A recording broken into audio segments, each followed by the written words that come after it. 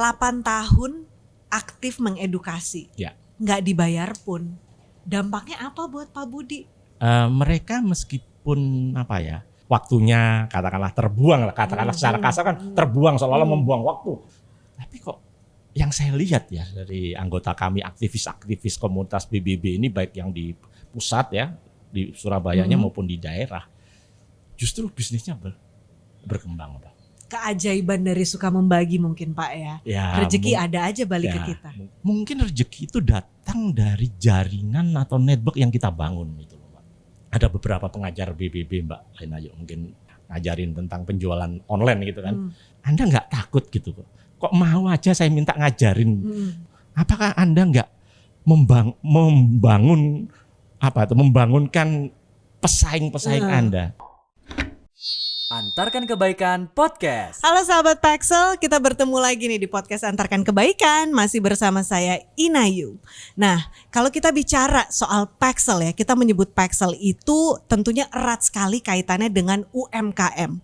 Paxel sendiri hadir tentunya juga berkomitmen nih untuk melayani Anda para UMKM di Indonesia, tapi sebenarnya bukan cuma sekedar melayani antar jemput paketnya aja gitu ya, tapi juga memastikan bahwa Anda semua ini para pelaku UMKM ini siap untuk bersaing gitu ya, memiliki daya saing dan juga siap meroketkan bisnisnya sampai ke langit bahkan ya, pokoknya setinggi-tingginya. Nah, bicara soal UMKM, narasumber podcast kita kali ini sangat-sangat spesial karena beliau adalah sosok yang sudah berkecimpung di dunia UMKM selama sekian lamanya. Dan bukan cuma berkecimpung saja gitu ya, bukan cuma aktif aja, tapi juga membuat sendiri komunitasnya, di mana di dalam komunitas ini beliau berbagi ilmunya karena punya tujuan yang sangat mulia, karena katanya sih ingin memastikan bahwa UMKM itu nanti memang punya daya saing gitu, siap untuk bersaing dengan kompetitor-kompetitor lainnya, bukan cuma di dalam negeri tapi bahkan sampai mancanegara. Nah, langsung saja kita sapa ya. Tapi sebelum saya mengenalkan narasumber kita kali ini, saya ingin mengingatkan lagi untuk Anda semua untuk pastikan like, subscribe channel YouTube Paxel, dan juga podcast ini bisa didengarkan di Spotify. Langsung saja kita sapa. Halo Pak Budi. Halo Mbak. Halo, apa kabar? Baik. Sebuah kehormatan banget bisa ngobrol sama Pak Budi langsung nih ya, sahabat Paxel, di mana Pak Budi ini merupakan ketua dari AP5I sekaligus pendiri dari komunitas BBB atau Berbagi Bersama Berkembang. Nah, dari namanya aja udah kebayang nih kan kira-kira kegiatannya di sekitar apa sih? Berbagi bersama berkembang. Ada kata bersamanya, jadi pastinya nggak cuma mau berkembang sendiri, tapi bersama-sama gitu ya Pak ya. Pak Budi, boleh dong diceritain ya, apa sih yang memotivasi seorang Pak Budi gitu ya sampai-sampai bikin komunitas BBB? Kalau saya nggak salah, pernah terinspirasi dari cerita yang menyentuh banget gitu ya, di mana ada seorang kita bisa bilang seperti supir bis malam yang dengan penghasilan nggak seberapa tapi membangun sekolah gitu ya, sebisanya mungkin ya, walaupun sekolahnya sederhana gitu ya, tapi intinya dengan segala keterbatasan dia ini membangun gitu. Benar kayak gitu Pak? Ya betul, jadi kurang lebih 8 tahun yang lalu Mbak Inayu ya, pas saya olahraga di treadmill gitu, saya lihat supaya nggak bosen itu lihat TV gitu ya, lihat TV waktu itu, lihat Kick Andy kan.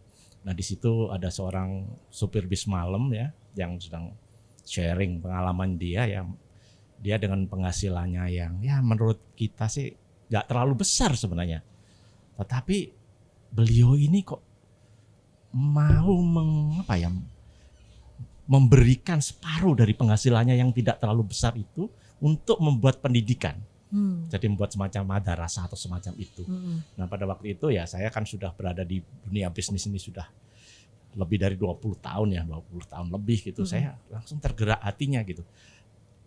Kalau orang, maaf ya, dengan penghasilan yang hanya segitu, yang saya mungkin berkali-kali lipat gitu, sudah mau berbuat untuk orang lain. Terus apa yang bisa saya lakukan?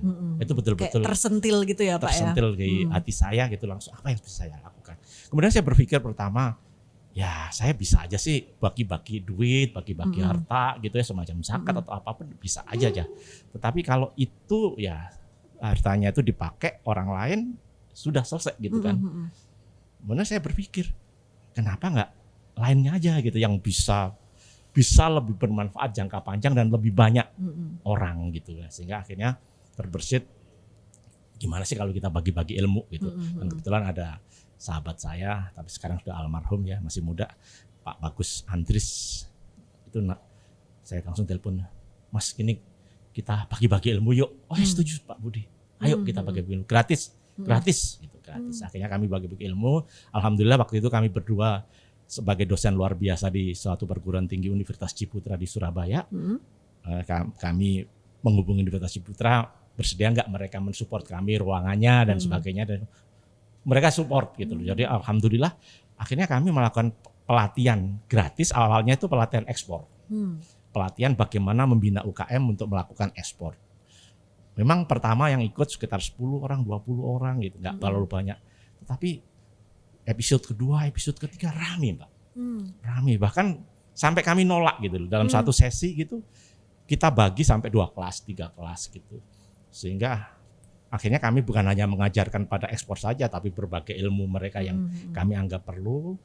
Nah disitulah akhirnya ribuan UKM yang sempat kami ajarin secara gratis gitu tadi. Dan dari mereka akhirnya gini Pak Budi, kenapa sih kita nggak membentuk suatu komunitas gitu lah supaya kita berhubung. Awalnya belum BBB nih ya, belum BBB baru sekedar niat baik aja ngajar. Jadi setelah setahun lebih lah kurang lebih ada ide membentuk komunitas. Nah akhirnya baru kami ya kumpulkan ya alumni itu dari berbagai kota, terutama di Jawa Timur.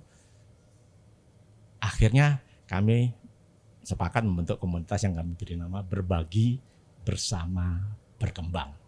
Begitu ceritanya Mbak Inayu. Ya. Jadi niatnya berbagi, targetnya bersama, maunya nanti berkembang. Tapi again bukan berkembang sendiri, tapi berkembangnya bersama-sama. Kenapa sih Pak fokusnya di UMKM gitu ya? Terlepas dari Pak Budi memang pegiat di UMKM gitu ya, berkecimpung di sana.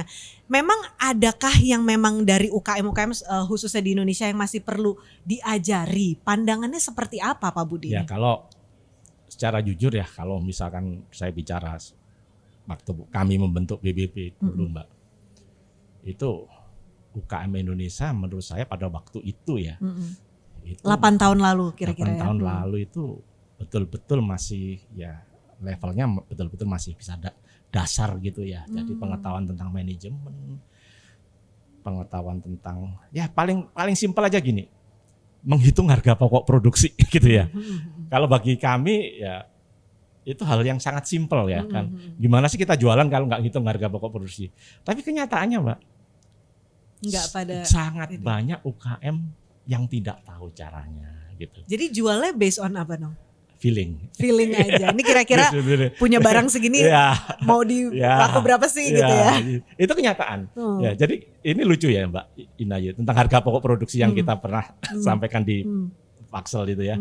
Nah, dari sekian banyak materi yang saya sampaikan ke UKM, kami nggak pernah memberikan tentang cara itu. Karena awalnya kami menganggap bahwa UKM itu tahu caranya menghitung harga pokok produksi. Awalnya gitu loh. Tapi begitu kami ke lapangan gitu, mereka nggak tahu. Jadi justru menghitung harga pokok produksi ini muncul terakhir dari tempat saya. Padahal itu harusnya paling pertama. Pas udah belajar macam-macam gitu ya. Sudah belajar macam-macam, akhirnya setback gitu.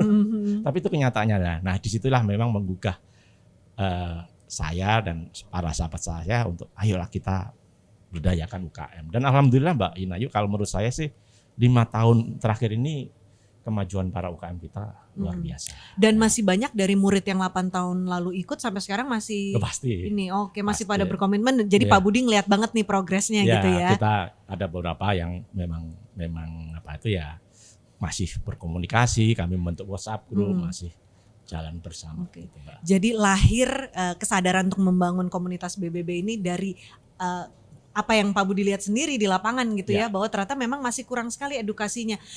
Cenderung mungkin bukan asal-asalan, tapi ya udahlah yang penting jualan, tapi nggak dipikirin benar-benar gitu ya, sehingga untung ruginya mungkin takutnya nanti malah jadi nggak ketakar kebanyakan ruginya takutnya gitu ya. Cara jualannya bagaimana? Cara jualannya, brandingnya. Bagaimana? Dan cukup banyak hal yang kami benahi. Oke. Jadi seperti apa itu yang tadi Mbak Inayu sampaikan, bahwa kalau visi kami dari komunitas Berbagi Bersama Berkembang ini adalah kami ingin para entrepreneur atau para UKM ini itu mempunyai wawasan dan berdaya saing global. Itu sebenarnya intinya.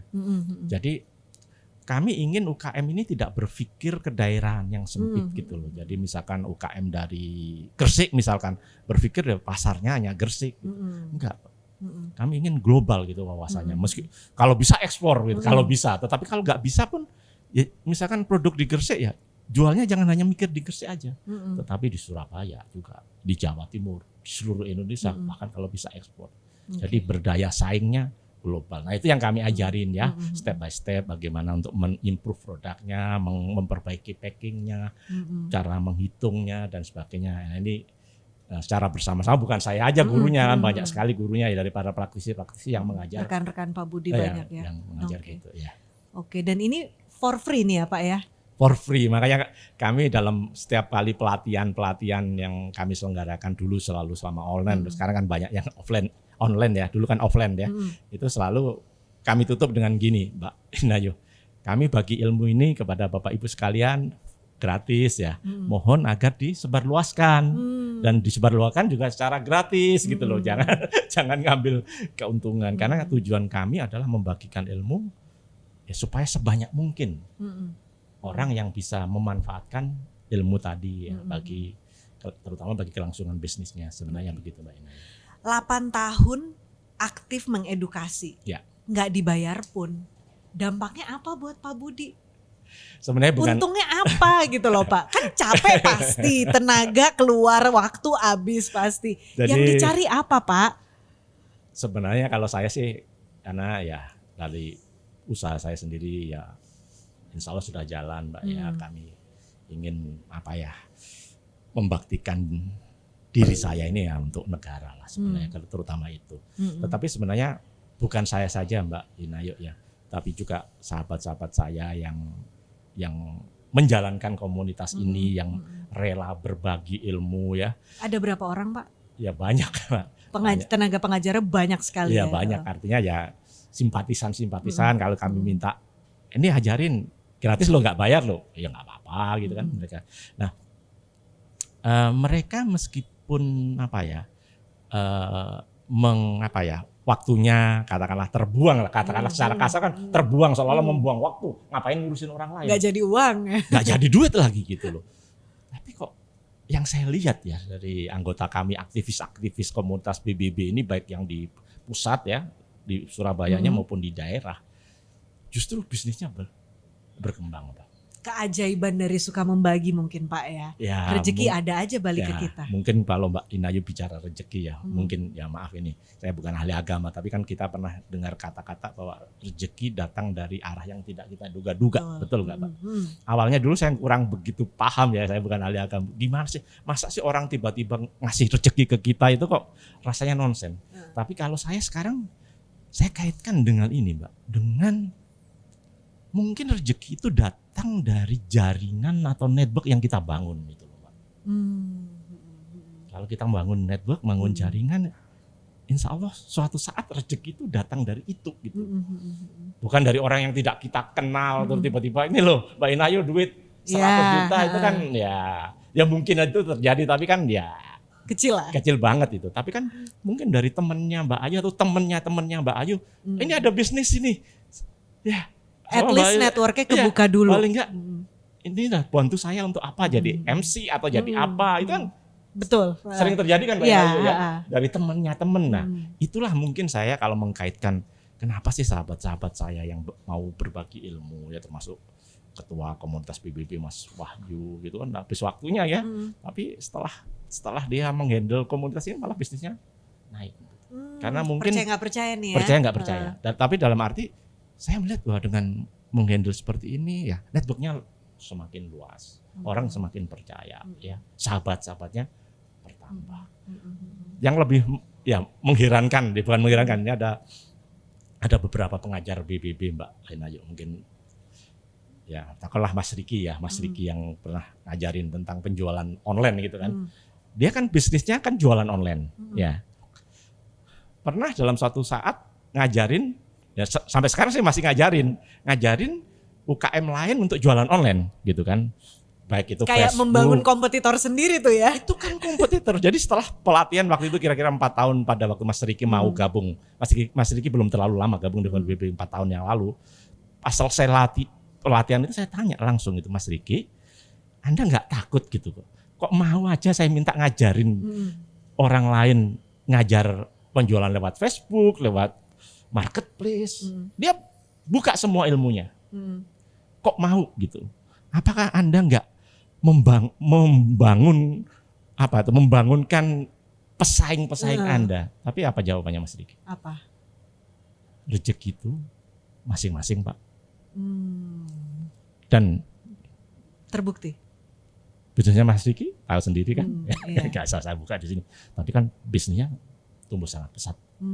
Ya, meskipun dia ngajarin ilmunya itu yang mungkin bisa ditiru UKM lain, bisnisnya sangat cepat.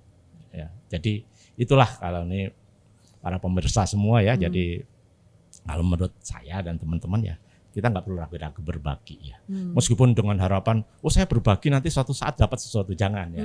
Berbagi harus ikhlas ya. Benar, ikhlas. Ya, harus dan ikhlas. jangan patokannya tuh uang Jangan. ya Pak ya. Jangan. Jadi jangan, Pak Budi bilang nanti berbagi suatu saat saya dapat ini gitu. Enggak, bukan itu. Bukan itu yang saya maksud. Maksud saya berbagi ya berbagi yang tulus saja, sudahlah. Berbagi waktu, berbagi ilmu, berbagi apapun yang bisa kita bagi pada orang lain.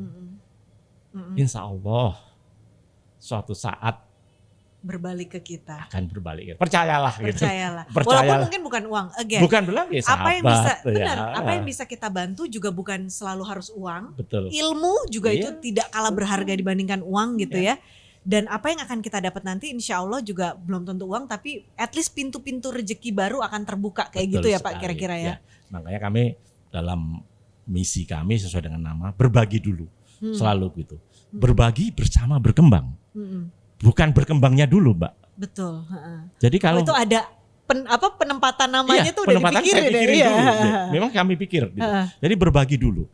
Kami minta gimana teman-teman UKM, ayo berbagi dulu, berbagi ilmu, berbagi apapun, ya. Kemudian setelah itu bersama-sama gitu, berkolaborasi.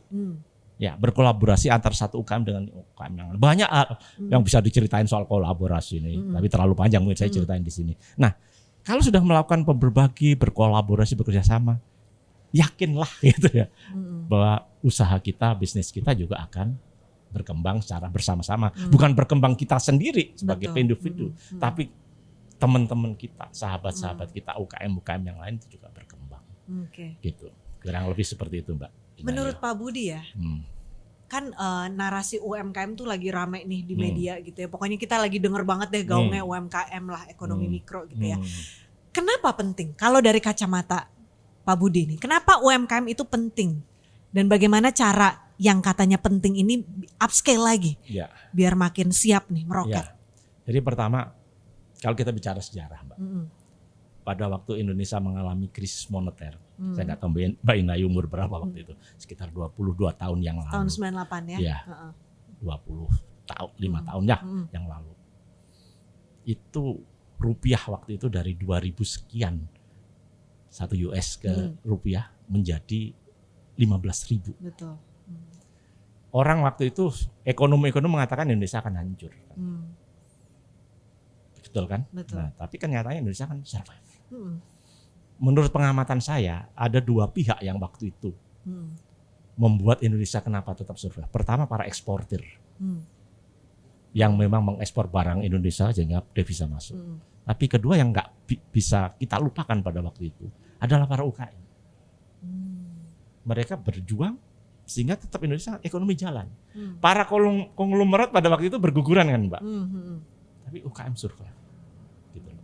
Jadi sebenarnya pada waktu krisis ekonomi itu sebenarnya yang benar-benar tangguh ini sebenarnya para UKM. Oleh karena itu ya UKM ini harus kita bina terus.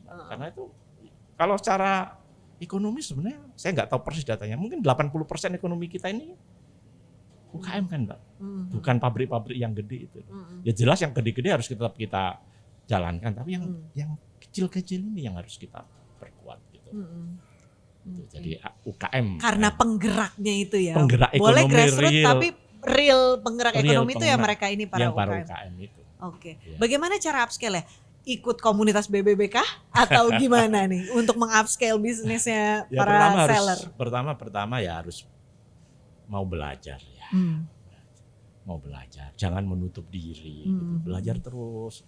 Kalau ada pelatihan yang diberikan siapa dari dinas, dari komunitas atau apapun, ikut. Ya. Jangan cepat puas diri. Itu. Kemudian ada satu hal lain Mbak Inayu yang menurut saya kelemahan dari UKM kita, Mbak, yaitu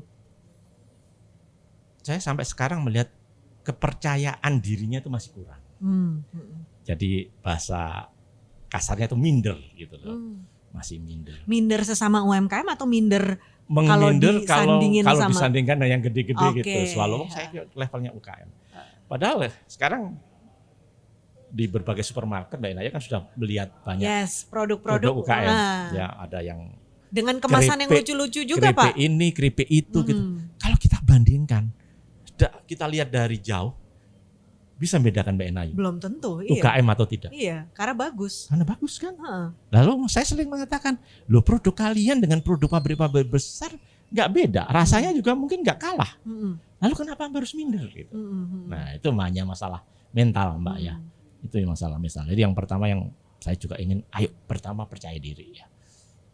Percaya diri, setelah itu tingkatkan ilmu ya, terus belajar. Dan juga itu jangan lupa, bersama tadi, gabunglah dengan komunitas gitu loh. Bukan harus BBB Mbak, ada ribuan atau puluhan ribu komunitas di UKM di Indonesia ini gitu. Salah satu aja lah BBB, berbagi bersama berkembang.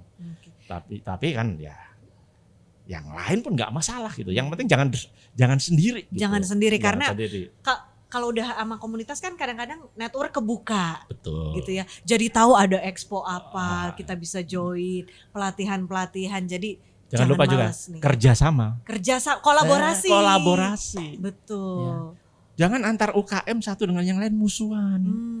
Saya lihat tapi ada. Loh, kalau di kenyataannya ya, apalagi UKM yang produknya sama gitu ya, sama-sama sambal pecelnya gitu. Biasanya malah nggak mau kenal musuhan. Itu menurut saya jangan gitu loh.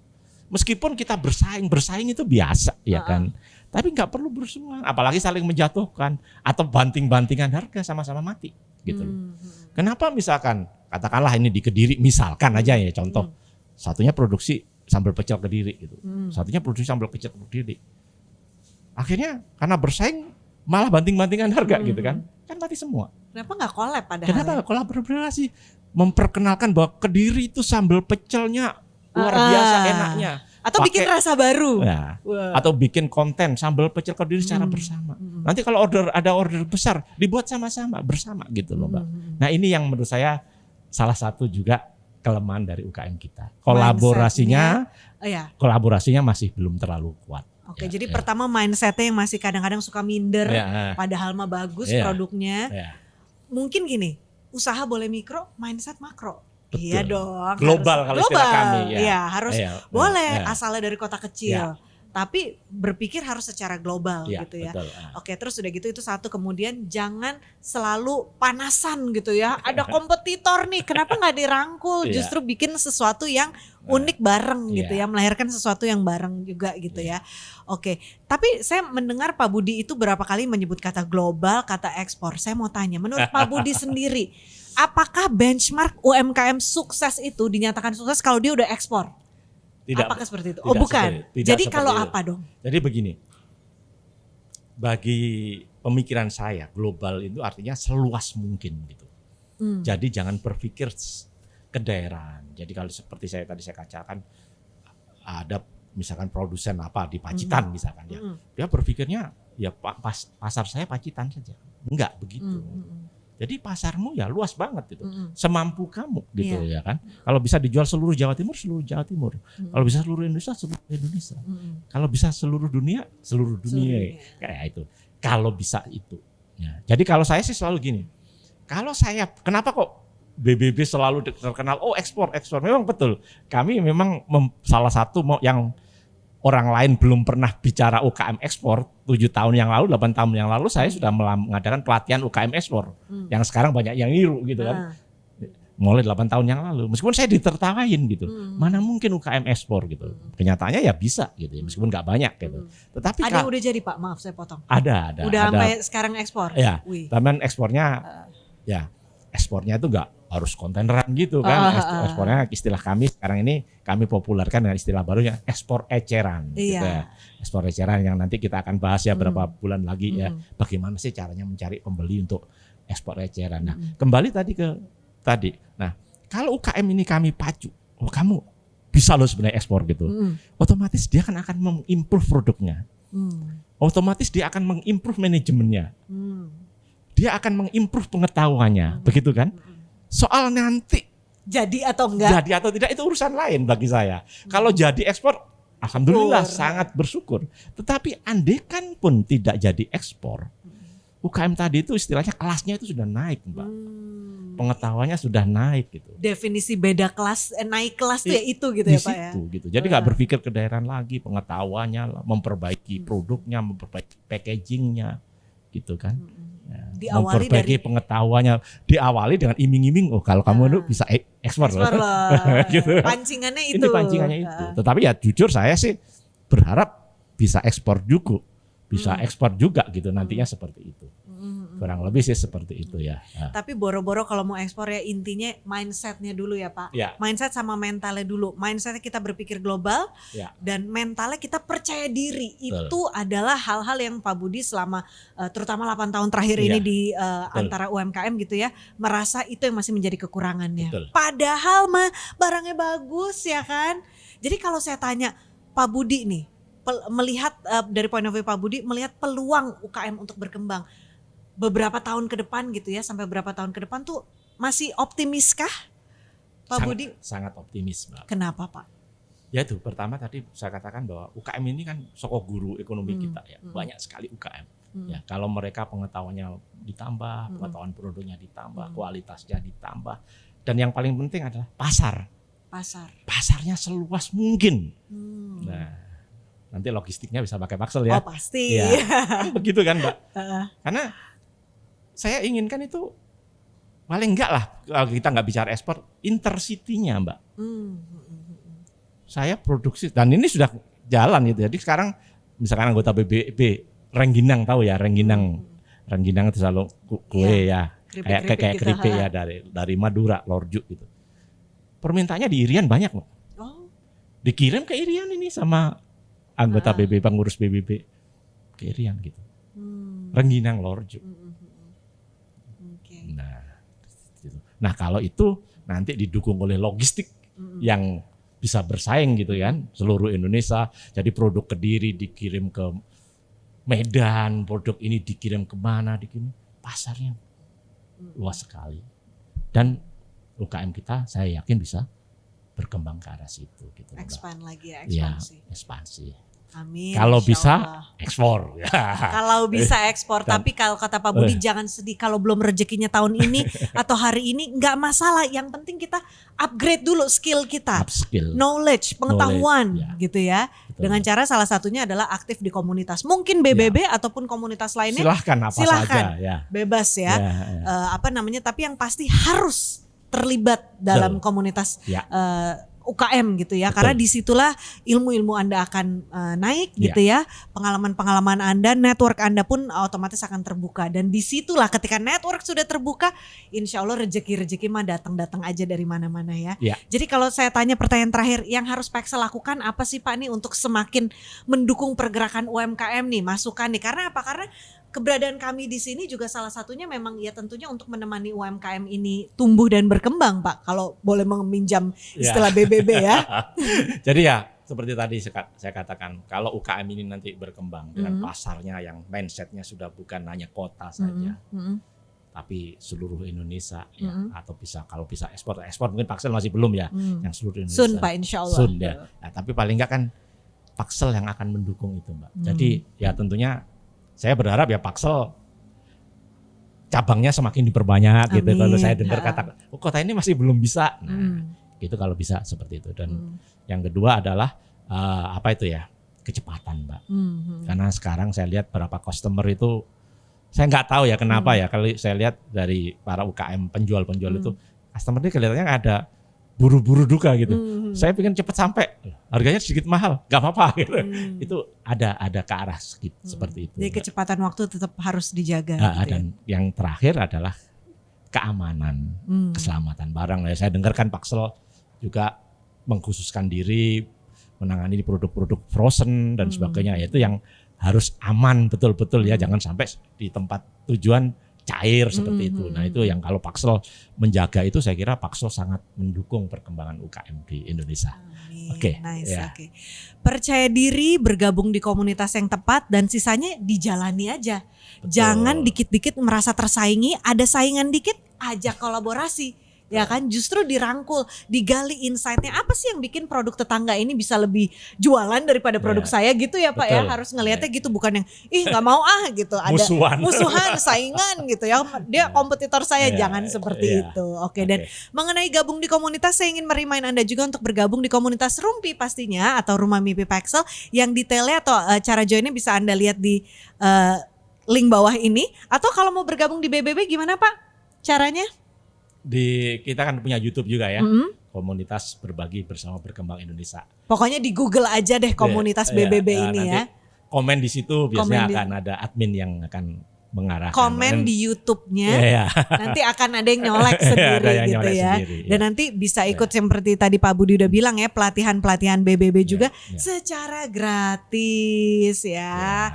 Oke deh, Pak Budi, saya doain makin banyak rezekinya, amin. dengan makin banyak berbagi ilmu, bukan hanya Pak Budi tapi semua jajaran pengajar ya di BBB yang jumlahnya banyak, katanya Pak Budi tadi kan, semoga terus dilimpahi dengan rezeki, sehat terus, biar terus bisa ngajarin semakin banyak lagi UMKM di Indonesia, biar Anda semua juga nih tentunya yang lagi di rumah nonton nih bisa makin meroketkan bisnisnya sampai ke langit, amin. Terima kasih banyak Pak Budi ya untuk waktunya ya, sukses terus, kita sama-sama berharap pastinya biar UMKM Indonesia makin pede ya Pak ya, makin pede, makin siap bersaing juga hingga ke mancanegara, amin. Siap kalau gitu. Sahabat Paxel, berakhir sudah podcast kita kali ini. Jangan lupa tulis komennya Anda di bawah sini, nanti komen yang paling menarik bisa kita kasih hadiah pastinya ya. Akhir kata saya Inayu bersama dengan Pak Budi mengucapkan terima kasih, bye bye. Antarkan Kebaikan Podcast.